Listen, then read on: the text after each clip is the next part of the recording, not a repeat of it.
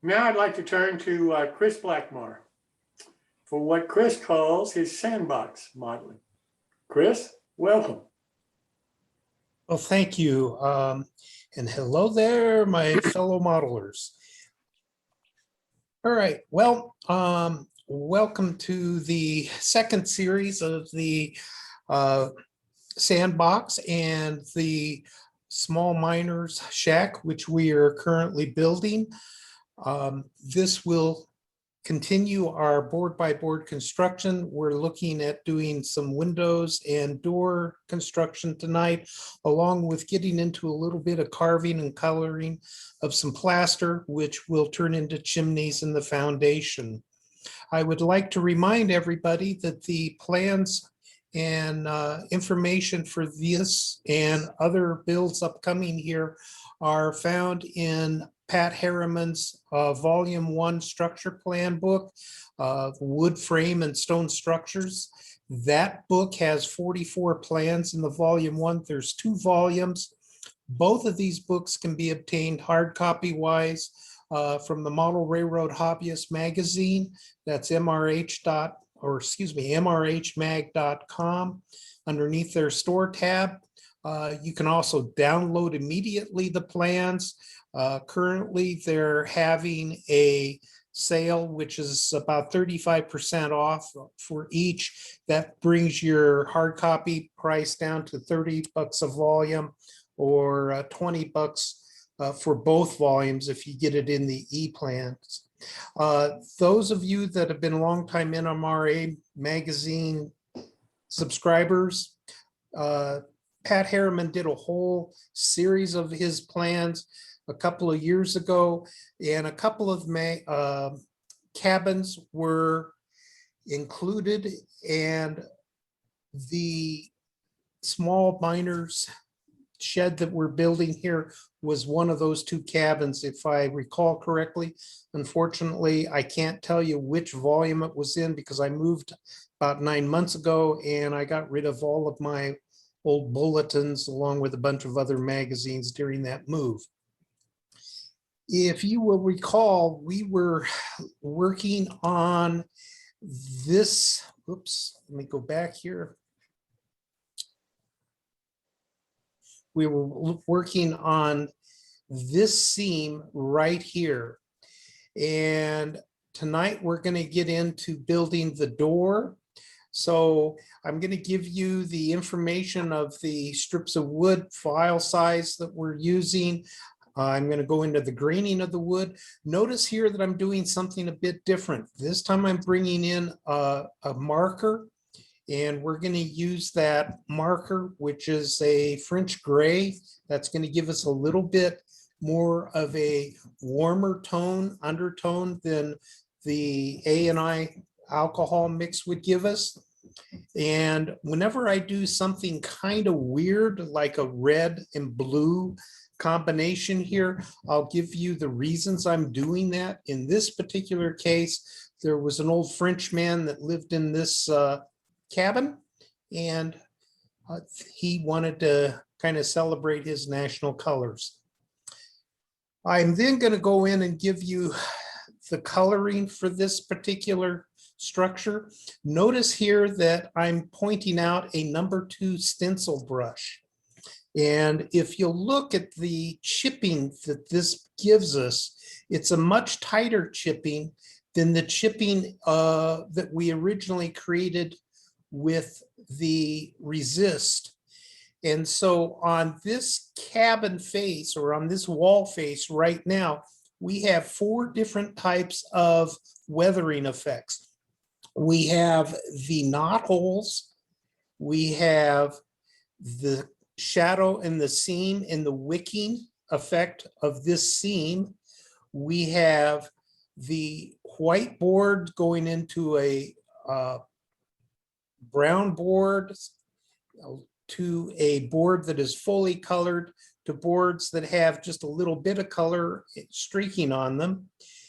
And then you have this tight chipping inside the blue areas on the door and the door frame. So this is going to add a lot of that eye candy to your models, believe it or not. Your eye picks up on them, you mentally register it, you just don't consciously see it unless you're looking for it. I'm then going to bring up the fact that last time I brought up a tip that using the lid of the A&I stain to stain the ends of the boards. Here that shows up again. And then finally, I'm using double-sided tape to hold down the door boards as I'm making the actual door. I build a lot of jigs on the fly, and that's about as simple as of a fixture as you can come up with. We're next going to get into the window coloring and the framing. Again, we're down to the couple of different sizes of strip wood. We're going to go through how to color and mark and grain that wood. If I become aware of some coloring issues that you could run into, I will again give you a heads up. In this case, it's a 2-to-1 ratio of the ceramic coat barn red with the Vallejo pale blue gray will give you a pink effect. So just be aware of that. So only one drop here.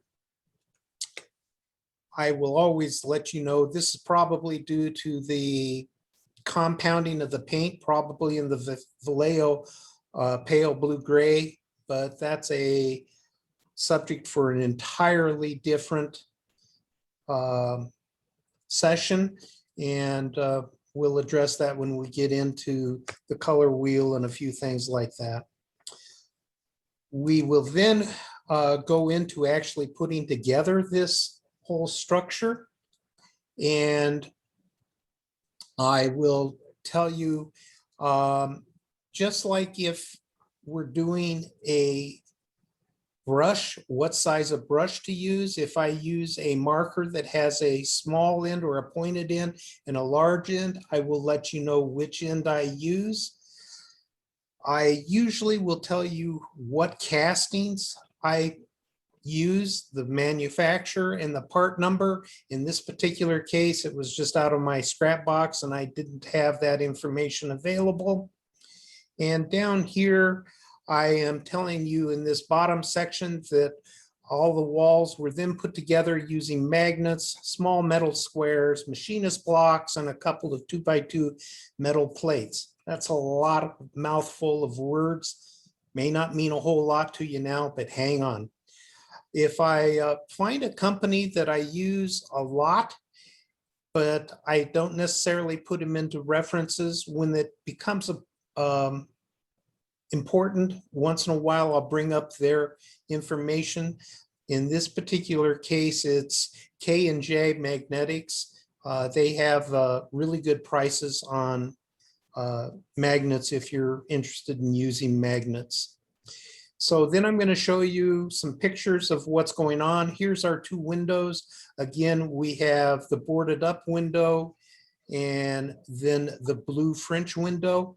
I'd like to point out something here that I brought up a little bit earlier, and that is these knot holes. You probably didn't notice that this knot hole and this knot hole gives you two different styles of texture.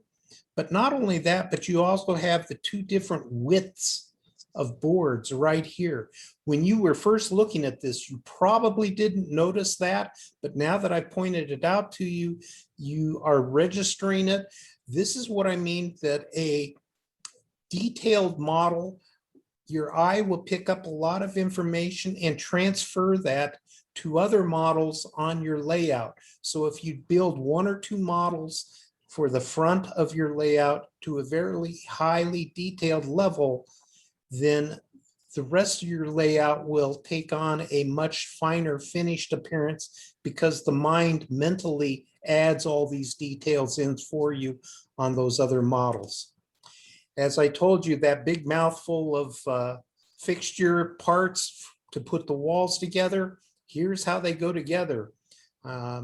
You've got the walls themselves, the blocks, the plates, and the magnets. We're next going to get into the chimney. In this particular case, I'm using plaster of Paris. I chose that material over hydrocal because it's readily available. It's a little bit easier to work with than hydrocal. And as this is the beginning model, we're going to keep it down at the lowest common denominator. I'm then telling you that I made a hole in the top of the casting and used jeweler files to carve that out.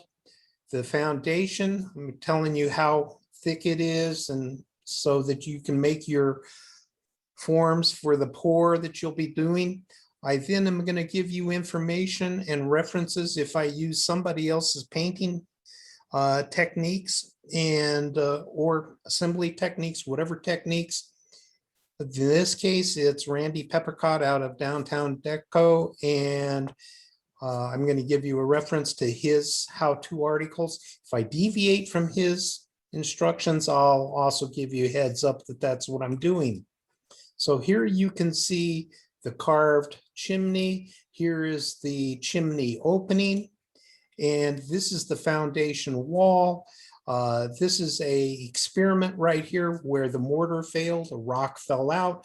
If this didn't work out, I can cover it with a weed, dirt, something. So it's a good place to test it out. The big point of this picture, however, is to show you the fine detail that I got by using the arc welder's brush or the welder's brush that I described earlier in the documentation. Just a different wall, again, showing the detail that you can get. And then we come up to the coloring of the chimney. Now, when I start getting into items where we have multiple things going on at once, I will often try to list that stuff in the order of usage. So that's what I try to do here. I don't always get it done that way, but I try to do it that way so that you can set up your desk appropriately if you're kind of a organization freak like I am. If I'm doing something special in the coloring or whatever it is that I'm doing, and I'm after one specific item, I'll point that out to you so that you know that that's what I'm trying to do. I grew up near the Clear Creek area in Colorado. A lot of the rocks have a white speckles in their coloring, and I wanted to see if I could capture that in this plaster pouring and coloring. Here are the instructions to actually putting together and coloring the various mixtures that were used in the coloring of the plaster.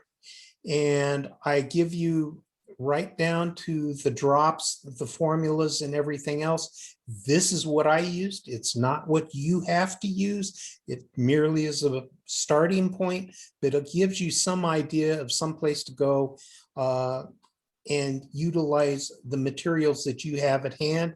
If I'm using any other techniques or anything, as those become appropriate, I'll bring that up to your attention, like the capillary action here for creating the grout lines with the wash. If I end up not utilizing something, I'll also bring that to your attention. Like here, I did not use the gesso as I had planned and expressed earlier. That way you don't come up to the end of that build section and say, wow, what happened to this? Because I didn't use it. Did he miss it? Did I miss it? Whatever. You've at least got a reference to it. Here you can see where we're at, the basic chimney coloring. Here's the top end with the stack opening. And here you can see that white speckling. This is really kind of glarish and just screams I'm not quite right. And in HO scale, this is way out of scale. As you can see, the two pieces together just don't quite look right. I'm not real happy with it. If we put the cabin on top of it, it's still screaming I'm not quite right. So we're going to do a preliminary evaluation. Look at that. Here I'm telling you the speckles are not quite right. It may work for O scale. The correction to that or probable correction to that, I'm telling you I'm going to do some additional weathering here to try to correct that. Here I discuss the use of the gesso on the chimney. And down here, I'm talking about the overall coloring and referencing the prototype picture that I'm using. Right now, the stones are about like the top 1/3 of this chimney. That's not what I'm after. I'm after the bottom 1/3, which is very soft. And so we got to get from this to this. And so if there's anything that I made huge errors on, I'm going to bring that to your attention so you can possibly avoid that if you read the instructions through once before starting. And finally, any other oddball notes that I need to throw in. In this case, it's a diorama note on why that base casting is so wide. If I didn't use Randy's or the recommendations in the coloring, the references, then I'm going to bring that up to your attention and why I didn't use it. And here I'm telling you my thinking process and what I'm going to do to try to adjust the coloring. And this is the adjustments to the coloring of the parts. And this is what I ended up with, which you can see is a much softer colors for both the chimney and for the foundation. And that more represents that bottom 1/3 of that prototype picture that I presented earlier. And so that brings me up to the end of this presentation. Next time we will add a add a lid to the box that we have, a porch, some final weathering, and the final build evaluation. Currently, if you wanted to go on ahead and try to do the build on this, the entire build notes, which are the instructions that I've been kind of running through here, can be found on the NewTracks website. It's on the Watch Me Build tab, and underneath my Sandbox series is notes for the first project, the Small Miners Shack. So that's it for me, unless somebody has some questions or there are some comments. Yeah, can you put the link in the chat so I can put it on YouTube? Yeah, we can try to get that done here. Kris, I really do appreciate you doing this. I really admire the artistic touches that you bring to your modeling. I think that's really, really fantastic. Thank you.